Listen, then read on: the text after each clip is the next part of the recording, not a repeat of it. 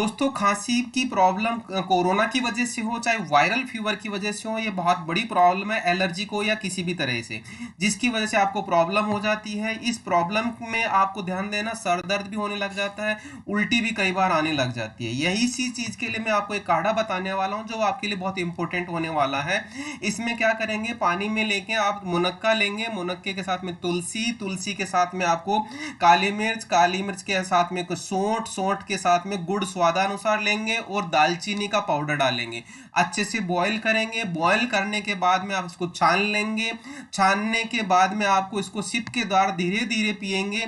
सुबह और शाम 2 बार आप लेंगे तो आपको बहुत अच्छा रिलीफ मिल जाएगा। ये मेरा आजमाया हुआ है नुस्खा। दोस्तों, आपने चैनल को अभी भी सब्सक्राइब नहीं किया तो सब्सक्राइब करें, लाइक करें, कमेंट करें।